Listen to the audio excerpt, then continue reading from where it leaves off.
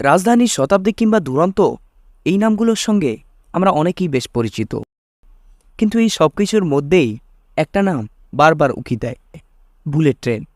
কেমন দেখতে এই বুলেট ট্রেন? কতই বা স্পিডে চলে? রাজধানী, শতাব্দীর মতো, নাকি এয়ারপ্লেনের চেয়ে বেশি স্পিডে চলে? নিশ্চয়ই আমাদের দেশের ট্রেনের মতো নির্ধারিত সময়ের চেয়ে 4 ঘন্টা 5 ঘন্টা দেরিতে চলে। এই সব প্রশ্নের উত্তর আমাকে খুঁজে বার করতেই হবে, শোনাতে হবে সেই গল্প আমার দর্শক বন্ধুদের কাছে। এইসব চিন্তা মাথায় আসায় কাল বিলম্ব না করে ঝটপট রেডি হয়ে বেরিয়ে পড়লাম আবারও এক নতুন অভিজ্ঞতার সাক্ষী হয়ে থাকতে।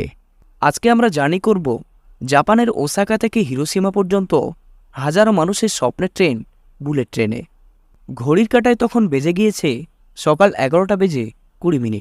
স্টেশন সংলগ্ন একটি ফুড শপ থেকে কিছু খাবার নিয়ে টিকিট চেকিং করিয়ে আমরা চলে আসলাম ওসাকা স্টেশনের 20 নম্বর প্ল্যাটফর্মে।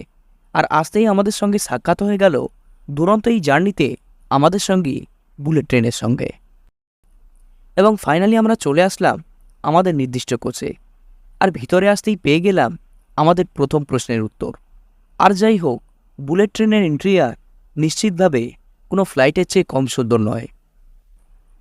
ঘড়ির কাঁটা তখন জানিয়ে দিচ্ছে এখন সময় সকাল 11:37। নির্ধারিত সময়ে জাপানের ওসাকা স্টেশনের 20 নম্বর প্ল্যাটফর্ম থেকে হিরোশিমার পথে রওনা দিল আমাদের বুলেট ট্রেন। আর তার মাঝখানে আমরা দেখে নিলাম এই ট্রেনের বিভিন্ন সব ফিচার্স। রয়েছে একটি ট্রে যেখানে প্রয়োজনীয় জিনিস এবং খাবার সব কিছুই রাখতে পারবেন। এছাড়া সূর্যের প্রচণ্ড তাপকে রোধ করার ব্যবস্থা রয়েছে, mobile charging point, reading lamp এবং তার সাথে সাথে ফুট রেস্ট ফ্যাসিলিটি। আর এই সব কিছুর মধ্যেই আমরা চলে আসলাম কোবে স্টেশনে।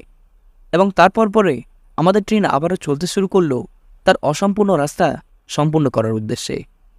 আর তারই মাঝখানে আমরা চলে আসলাম আমাদের অজানা রহস্যের উন্মোচন করতে। হ্যাঁ, ঠিকই দেখছেন, এটি আমাদের ট্রেনের একটি ইঞ্জিন কার, যেখানে রয়েছে এই ট্রেনকে ড্রাইভ করার সমস্ত সরঞ্জাম। উত্তেজনা দমন না করতে পেরে একটা সময় লাফিয়ে বসেই পড়লাম ড্রাইভার সিটে। যদিও এই বিষয়ে আমার এক্সপিরিয়েন্স স্কোর খুব বেশি 0%। সুতরাং এই এক্সপিরিয়েন্স নিয়ে এই জায়গায় নীরব দর্শক হয়ে দেখা ছাড়া আর কিছুই করার নেই। তারপরেও যেহেতু দুটো লিভার আমার হাতের নাগালে এসেছে, সুতরাং তাদেরকে একটু নাড়াচাড়া করতেই হয়। না, ভয়ের কিছুই নেই, কারণ এখান থেকে সব কিছু কন্ট্রোল করা গেলেও এই মুহূর্তে এগুলির সমস্ত কন্ট্রোল রয়েছে এই ট্রেনের বর্তমান লোকো পাইলটের হাতে। তবে এখান থেকে আমরা একটি বিষয় অবশ্যই খেয়াল করছিলাম, এই ট্রেনের স্পিড না রাজধানী শতাব্দীর মতো নয়, আবার এয়ারপ্লেনের মতোও নয়। এই ট্রেন চলে ঘন্টায় 250 থেকে 350 কিলোমিটার বেগে। তারপর আমরা চলে আসলাম এই ট্রেনের মধ্যে অবস্থিত একটি শপিং মলে, যেখানে রয়েছে টুকিটাকি সব জিনিস, তবে তার সিংহভাগই বাচ্চাদের জন্য।